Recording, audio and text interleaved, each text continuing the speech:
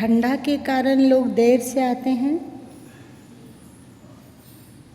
कि मेरे कारण? एक कविता दिमाग में आ रही थी, कोई आए या नहीं, बांटें क्या? देखा अपने आप को मैं दीवाना हो गया, जाना अपने आप को मैं मस्ताना हो गया। यदि स्वयं है पाठ से दूसरे को तो लाभ है, पर हम जो स्वयं कर रहे हैं तो स्वंता सुखाय भी तो होता है ना।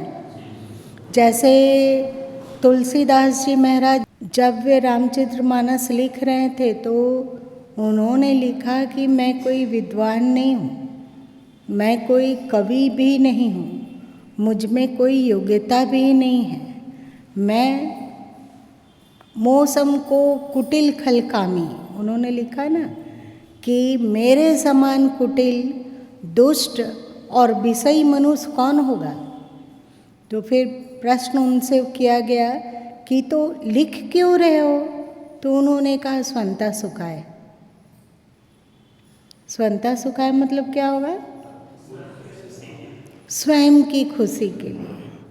हम लोग जब कोई भी इस तरह का कार्य करते हैं तो खुशी नहीं मिलती है।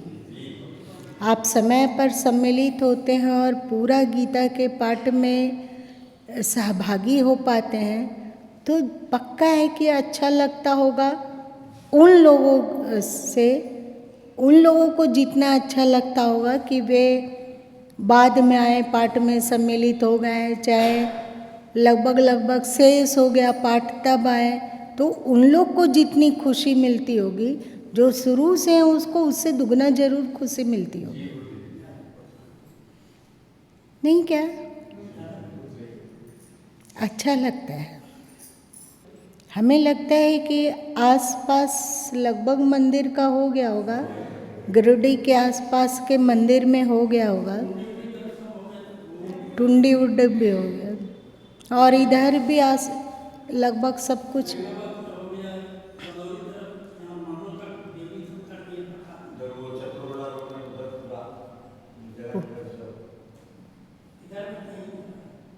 कभी कभी ना पुजारी वर्ग को फोन करके पूछना चाहिए कि आपने पुस्तक पढ़ी? मोबाइल नंबर आखिर किस दिन के लिए लिए हैं? सही तो एक उत्सुकता होती है, और जो नहीं पढ़े होंगे वे पढ़ेंगे।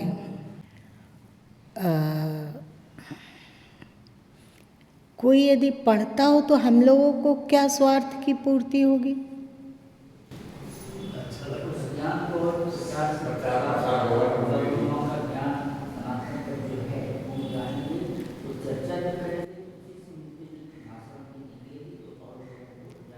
ऐसा नहीं कि यदि अच्छा से कर पाते हैं तो अंदर में अच्छा लगता है, गुड फीलिंग होती है। हाँ, स्वंता सुखाय। आज अभी बच्चे लोग बाहर में हैं प्रचार में, तो गुरु माँ आज थोड़ा देर हो गया आने में, इसका कारण फ़ोन है। तो गुरु माँ ने कहा कि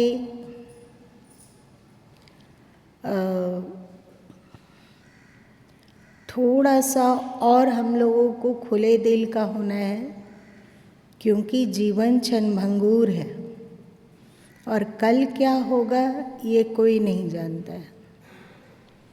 कल समय कौन सा करवट बदलेगा ये बिल्कुल पर्दा में है। आज हम लोग सही हैं, आज हम लोग स्वस्थ हैं, आज हम लोग का दिमाग ठीक काम कर रहा है और करने की क्षमता ईश्वर ने दे रखी है। तो उन लोगों को बोले कि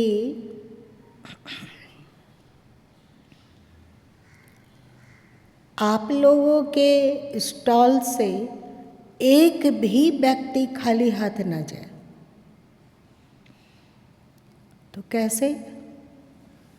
तो उन लोगों को गुरु माँ बताएं कि कल ये विचार आया है, इसीलिए आज पहले उन लोग से बांटे विचार को, फिर आप लोगों से भी बांट रहे हैं। कोई भी आता हो, यदि वो कोई पुस्तक नहीं ले पाता हो तो उसे कुछ हमारे श्री राम, जाति का सच और कोई एक कबीर साहित्य ऐसा भी कर सकते हैं कि ज़्यादा लोग स्टॉल में आते हैं और बहुत सारे लोग इन पुस्तकों को नहीं लेते हों, तो हमारे श्री राम और जाति का सच में एक भी पुस्तक किसी को देते हों और एक कबीर साहित्य, जैसे अवगुण कहूँ शराब का, अथवा घूंघट के पटखोल, अथवा बरसे कंबल भींजे पानी, अथवा धनवंता सोई जानिए, एक कोई पुस्तक जिससे कि ईश्वर ने हम सबों को तो नारायण भाई बोले कि ऐसा भी तो कर सकते हैं कि एक ही पुस्तक दें। तो गुरु माँ बोले कि पता नहीं ईश्वर ने कौन सा सोचा होगा, कौन सा दिमाग में बात उनकी आई होगी कि वे हम लोगों को कबीर पंथ में डाले हैं। तो हम लोग ईश्वर का मनमाना आचरण नहीं कर सकते हैं। डाले हैं मतलब कुछ तो उनका दिमाग होगा, कुछ वे सोचे होंगे। हम लोग नहीं जानते हैं कि वे क्यों लाए इस पंथ में, लेकिन उनका कुछ तो रहा होगा ना। तो इसीलिए बलिहारी गुरु आपने, तो हम कबीर के बिना केवल उन पुस्तकों को देना अपराध बोध लगेगा। मर के जब उनके पास जाएंगे और वो आँख कुरेर के देखेंगे कि मैंने तुम्हें वहाँ रखा और तुम मनमाना आचरण किए, तो क्या जवाब देंगे? कैसे नज़र मिलाएंगे उनसे? क्या लगता है ये सब पागलपन का सोच है क्या? तो कोई भी अगर उसके साथ हम लोग अवगुण कहूँ शराब का देते हैं, अथवा जीव मत मारो बापुरा देते हैं, अथवा ढाई आकर प्रेम देते हैं, अथवा हीरा सोई देते हैं, चाहे परमात्मा हमारे है देते हैं, चाहे कोई भी पुस्तक, तीसरी आग जो 50 रुपया के अंदर है, तो उसे हम लोग दे सकते हैं। तो लोगों को समझाएं कि क्या करना है, कैसे करना है। हो सकता है कि एक बुक स्टॉल में लगभग 10 से 12 हज़ार की पुस्तकें बट जाए।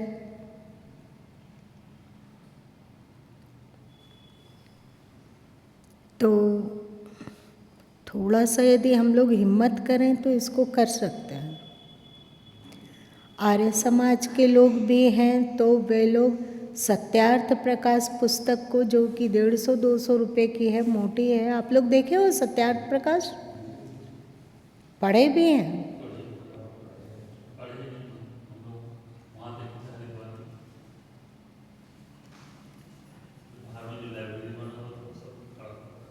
अच्छा, सत्यार्थ प्रकाश को वे लोग या तो कोई कीमत में देता है, कुछ लोग कीमत में भी देते हैं और कुछ लोग बांट देते हैं।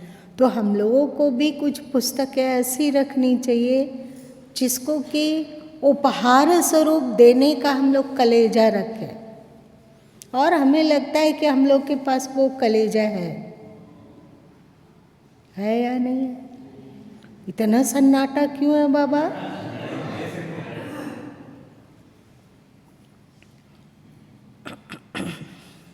जब सब धरती का चीज़ को धरती में ही छोड़ के जाना होता है। एक दिन तुम लोगों को बोले थे ना, एक दिन बताए थे ना कि धरती के चीज़ों को जब धरती में ही छोड़ कर जाना है, लाख उसको हम अपना बनाने की कोशिश करें, 10 ताला के भीतर भी कुछ धन को जमा करके रख दें, तो वो क्या धन हमारा होगा?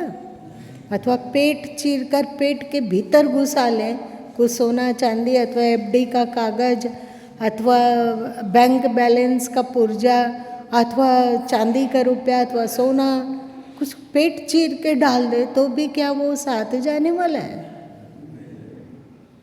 तो कुछ जिंदगी जी रहे हैं तो स्वंता सुखाए भी कुछ होना चाहिए ना। दूसरे किसी को शौक होता है पान खाने का, किसी को सिगरेट फूकने का, किसी को मांसाहार मुर्दा खाने का, किसी को देश विदेश घूमने का, किसी को रंग बिरंगा वस्त्र पहनने का। हम लोग के पास तो ऐसा कोई शौक नहीं है क्या? तो हम लोग ये सब छोटे छोटे कार्य अपनी आत्म प्रसन्नता के लिए तो कर ही सकते हैं। और एक बात दिमाग में आई कि जिनके पास पुस्तकें रह गई है वे नहीं दिए हैं और आसपास मंदिरों में पुस्तक हो चुकी है, तो अब अगला फेज हम लोग क्यों ना थोड़े बुद्धिजीवी लोगों को चुने।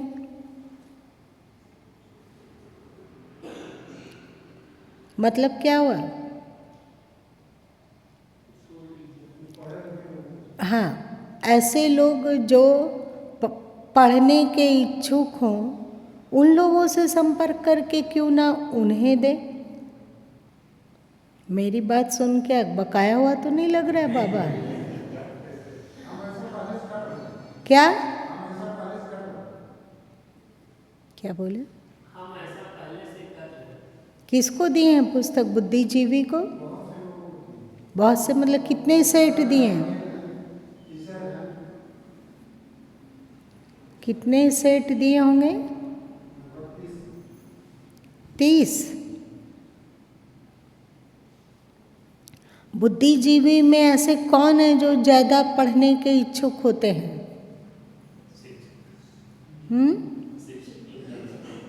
अच्छा, शिक्षक लोग। और कोई? अरे लो, तो हम लोग के पास कोई आला तो है नहीं कि जाते के साथ लगा दे, वो तो अंदाजी सोचना पड़ेगा। तो ऐसे कौन से बुद्धिजीवी होंगे? सरकारी डॉक्टर, यदि वे प्राइवेट अपना नहीं क्लिनिक किए होंगे तो उनके पास समय है। और प्रोफेसर, केवल टीचर तक मत अटके रहो। अच्छा, तो प्रोफेसर, उन लोग अपना स्पीच देने के बाद घर में उनके पास थोड़ा सा समय बचता है। और तीसरे जो हैं वो हैं जज, क्योंकि वे पब्लिक प्लेस में जा नहीं सकते हैं, आम लोगों की तरह बैठ नहीं सकते हैं, घुल मिल नहीं सकते हैं, तो निश्चय ही वे कचहरी जाते होंगे, अपना ड्यूटी पूरा करते होंगे और फिर क्या करेंगे? घर में बैठेंगे, साग सब्जी लाते होंगे और घर में बैठते होंगे।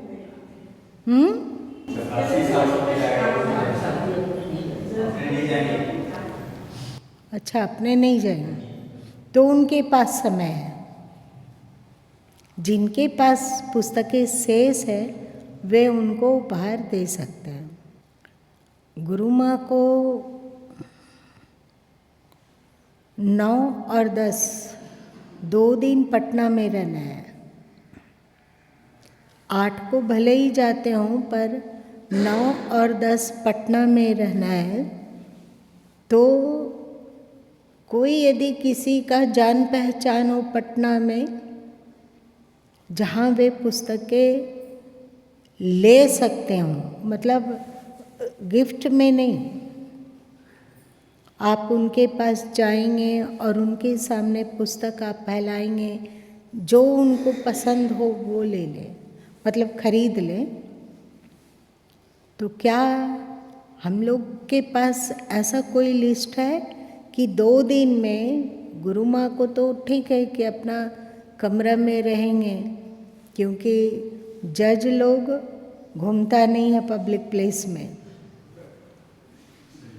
लेकिन जज के संगे सगे संबंधी तो घूम सकते हैं ना, तो आप लोग तो हैं ही, तो क्या लिख सकते हैं कि उनका कुछ परिचय है क्या? ऐसा रिश्ता जरूरी नहीं, रिश्ता बनाना पड़ता है। मंथन करने पर कुछ न कुछ परिचित मिल ही जाते हैं। कल एक जमशेदपुर के भाई ने फ़ोन किया था, क्या नाम था उनका, रामेश्वर तिवारी। तो उन्होंने कहा कि आपके कोई शिष्य थे ना जो कि BSNL में थे, तो जो भी हो, तो गुरु माँ बहुत दिमाग लड़ाए कि BSNL में कौन, तो आपकी याद आई, पूछे मौर्य जी क्या, तो बोले हाँ हाँ भाई। बेचारे कहीं से एक गीता का पुस्तक है उनके पास, एक खंड, पहला खंड, और आगे भी पुस्तक गीता का है क्या। जब उनको पता चला कि 6 खंड और है, 5 खंड, तो एकदम खुश कि हमें वो पुस्तक कैसे मिलेगी, कहाँ मंगाए। तब तक तो जमशेदपुर का पुस्तक मेला उठ चुका था कल। और जब सनातन धर्म वगैरह की चर्चा हुई कि ये पुस्तक भी है, तो बोले कि मेरे पास बहुत समय है, मैं सब लेना चाहूँगा। कोई ऐसा जमशेदपुर में, तो आज सुबह सुबह उसकी व्यवस्था की गई कि उनको फ़ोन से यहाँ पे मतलब वहीं जमशेदपुर में एक जगह बुलाया जाए, और जो जो उनको पुस्तक हो वो ले सकते हैं। तो आपको याद भी नहीं है कि उस बंदे को आपने कुछ दिया है, और दिया होगा तो पक्का 8 साल 10 साल पहले दिया होगा।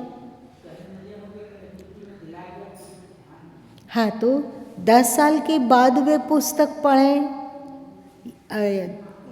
गीता का पहला खंड, और पढ़ें तो बस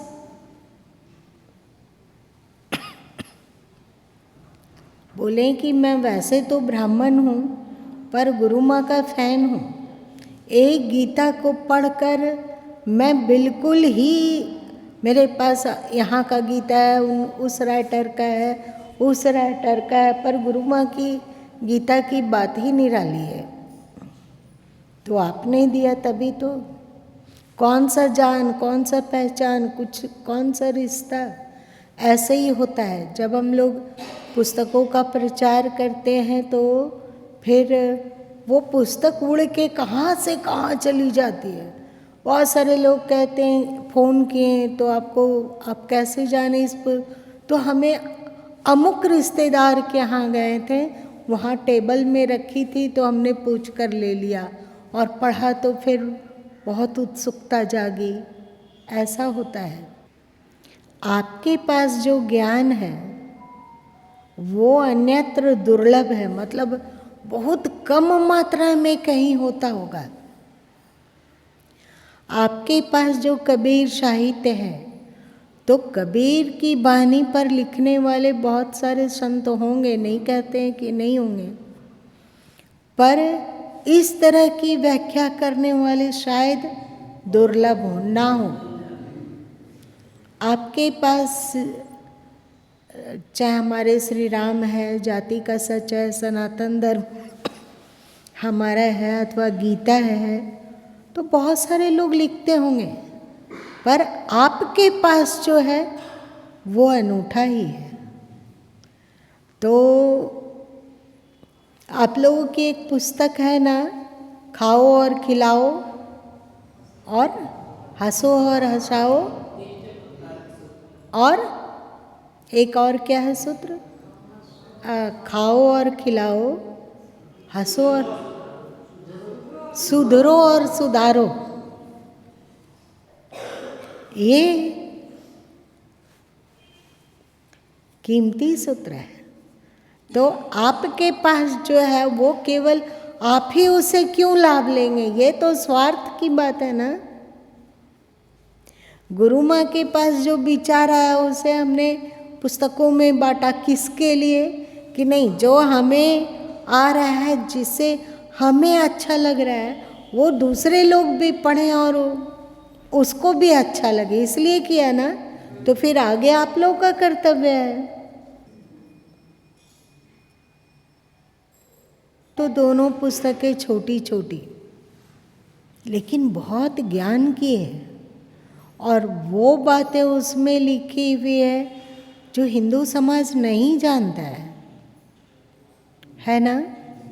हिंदू समाज नहीं जानता है, और यदि हिंदू समाज उसे जानेगा तो पक्का कुछ होंगे, कुछ ऐसे लोग भी होंगे 100 जन में, जो उस 100 जन में 2-3 जन ऐसे मिल जाए जो घमंड के कारण बोलेंगे ये तो गलत है, हम लोग तो ब्राह्मण हैं, ब्राह्मण ब्राह्मण होता है, बाकी एक शूद्र और एक ब्राह्मण एक जैसा कैसे हो सकता है? लेकिन वो इक्का दुक्का मिलेंगे। जिसके पास थोड़ी ऐसी भी समझदारी होगी वे कहेंगे कि नहीं, अभी हिंदू समाज के लिए ये आवश्यक है। लगता है 99% लोग कहेंगे कि आवश्यक, बहुत अच्छा है, संजीवनी बूटी की तरह है, इसे आप मामूली मत समझिए। और एक बात है कि पंथ संप्रदाय और मन मतंगा की बात से ऊपर उठकर केवल धर्म के हितार्थ और देश के लिए सोचना अभी भी बहुत कम लोग, बहुत कम संत होते हैं। इस बात को भी जानिए, सभी अपने अपने पंथों में आसक्त इस तरह हैं कि सामूहिक हित की बात उन्हें नहीं दिखती है। कोई उसका खंडन कर रहे हैं, कोई उसका खंडन कर रहे हैं, कोई उसका खंडन कर रहे हैं, पर आपकी पुस्तक में कहीं किसी का कोई खंडन नहीं। हिंदू समाज कैसे जुड़े, कैसे संगठित हो, और संगठित होने पर ही उसका हित है, इस बात को कितने प्रतिशत संत लोग बोलते हैं? तो इसीलिए हम लोगों को जो भगवान ने ज्ञान की थाती दी है, इसे हम केवल क्यों लाभान्वित हों? यहाँ पर ऐसे बहुत सारे लोग होंगे जो अपने ये हिंदू समाज की जाति व्यवस्था से थोड़े कूढ़े हुए रहते होंगे, नहीं है? एक भाई आते, आप उनका दर्द एक बार उनसे बैठ के दर्द उनका अंदर का निकलवाइए, देखिएगा कि कितने दर्द में, कि अच्छा ऐसा है, हिंदू समाज ऐसा है, इसमें ऐसे जन्म से किसी को अछूत बना दिया जाता है, किसी को बिना ज्ञान का पूजनीय बना दिया जाता है, ये रहने लायक नहीं है। उनका दर्द कभी आप लोग लेके देखिए, आज तो वे बहुत खुश होते हैं, आह्लादित होते हैं, उनको लगता है कि अच्छा हिंदू समाज में ये बातें भी थी, हम तो जानते ही नहीं थे, हम लोग तो खुड़े हुए। हाँ, अच्छा, हम लोग तो कुड़े हुए रहते थे कि हिंदू समाज काम का नहीं है, हम लोग को बौद्ध बन जाना चाहिए, हम लोग को ईसाई बन जाना चाहिए, तो हम लोगों को किसी और पंथ में जाना चाहिए। तो ऐसे जो जिसका बहुत ही दर्द है, पेन है जाति को लेकर, वो इन पुस्तकों को पढ़ेंगे ना तो लगेगा कि जैसे कोई झुलसते हुए आदमी पर ठंडा पानी का फव्वारा गिरा दिया हो। इतनी अच्छी पुस्तक है तो पतली सी, पर उसमें हिंदू समाज का हित के लिए जितनी आवश्यक बातें हैं उन सबको समेटने की कोशिश की गई है। आप ही लोग देख लीजिए कि आप लोगों को कुछ संत से तो परिचय होगा ना, अगर नहीं है तो एक बार आप लोग जो जो सत्संग का जो क्या कहते हैं उसका नहीं, जो टीवी में बहुत सारे चैनल हैं सत्संग के, वहाँ पर देखिए और सुनिए। उदारता पूर्वक इस तरह की बात कितने प्रतिशत संत कर रहे हैं? कम से कम 8-10 चैनल तो होगा ना। आप सुन के देख लीजिए। भगवान हम लोगों को के पास ऐसा विचार दिए और ऐसा ज्ञान का प्रचार प्रसार करने का एक आधार दिए, तो हम इसका लाभ क्यों ना उठाएं और अपने समाज में इस लाभ को क्यों नहीं बांटें? इसीलिए कहते हैं कि कोई जाति देखकर मत प्रचार करना। किसी को भी दोगे, यदि वो पढ़ने वाला हो और पढ़ लेता हो तो सच में भाव विभोर होगा और हिंदू समाज पर सोचने का उसका नज़रिया में चेंजिंग आएगी। आपके पास जो कबीर साहित्य है, गुरुमा इन सब बातों की कभी चर्चा नहीं करते हैं।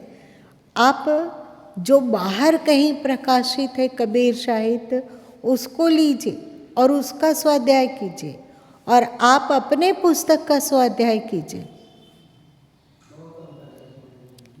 आसमान जमीन से भी ज़्यादा अंतर। आप अपनी पुस्तकें पढ़ेंगे तो आप भाव विभोर होते हैं कि कबीर की इतनी कुर्बानियाँ हैं और बिना राग द्वेष का। और अन्य एकांगी हैं लोग, कोई जीववाद को मान रहे हैं तो इसका मतलब समर्थन करने के लिए सबका धज्जी उड़ा दे रहे हैं। कोई मंदिर के पीछे पड़ा हुआ है, कोई देवी देवता के, कबीर पंथ की बात कर रहे हैं, कोई देवी देवता के पीछे पड़ा हुआ उसको बेकार का, ये सब के सब थोड़े थोड़े बौखलाए हुए से लगते हैं। और आपके पास है कि कोई खंडन मंडन नहीं है, केवल अध्यात्म को परोसती है। तो आपके पास बहुत बड़ा बड़ा खजाना है जिसे ईश्वर ने आपको दिया है, उसका हम मिल बांट कर प्रचार करें और स्वयं भी लाभान्वित हों, दूसरे को भी लाभ पहुँचाएं, बहुत तृप्ति लगती है। आज वही नारायण लोग को आज सुबह बोले गुरु माँ कि कल की क्या सोचना, कि कल की पीढ़ी में लोग क्या करेंगे। आज हम लोग समर्थ हैं, कल ऐसा संयोग लगेगा ही, बहुत कठिन है। क्या लगता है आप लोग? इसलिए आज के समय का भरपूर लाभ उठाना चाहिए। आप सोचिए कि सुबह से गुरु माँ कौन कौन सा दिमाग में ये प्रचार का सूत्र खोज रहे होंगे, जो इस तरह का अलग अलग तरीके की बात निकल के आई है कि नहीं। और इस प्रचार से हमें क्या मिल रहा है? गुड फीलिंग कि ये ईश्वर का कार्य है, ये ईश्वर का कार्य है। ईश्वर का कार्य करके तृप्ति, ये व्यक्तिगत स्वार्थ से ऊपर उठकर किया जाने वाला कार्य है ना। केवल स्वार्थ की ही बात होती तो क्यों नारायण भाई लोग को कहते कि स्टॉल से कोई खाली हाथ ना जाए। आप जितने लोग स्टॉल में आते हो उसे हमारे श्री राम, जाति का सच और एक कोई कबीर साहित्य उपहार में दे दो। तो उपहार में देने में इस बात को याद रखिए, लोग सोचते हैं गिरिडीह के अभी बहुत संख्या ऐसे होंगे जो सोचते होंगे कि कबीर ज्ञान मंदिर बहुत अमीर है, सोचते हैं ना। लेकिन सच पूछा जाए तो धन से अमीर हो या ना हो, दिल से बहुत अमीर है, दिल से बहुत अमीर है। और जो भी किया जाता है वो केवल आत्मबल के द्वारा किया जाता है। सही है ना? आत्मबल के द्वारा संकल्प लेकर किया जाता है। और ये गुरु गोविंद की कृपा है कि उसमें उनका सहयोग सतत मिलता रहता है, मतलब ईश्वर की और सद्गुरु की। इसलिए बड़ा बड़ा स्वप्न देखा जाता है। अपने कमाने के लिए नहीं, क्या करना है, आँख बंद होते के साथ सारा घर, आश्रम, पैसा, सब कुछ को यहीं छोड़ जाना है। तो जीवन काल में तो कुछ ऐसा करने की कोशिश हो जिससे मानवता का हित होता हो और जो गुरु और गोविंद के अनुकूल हो कार्य। ठीक है। और इसमें जिस राम के पास आपके ही तरह हनुमान और बानर भालू की सेना हो, उस राम के को क्या सोचना।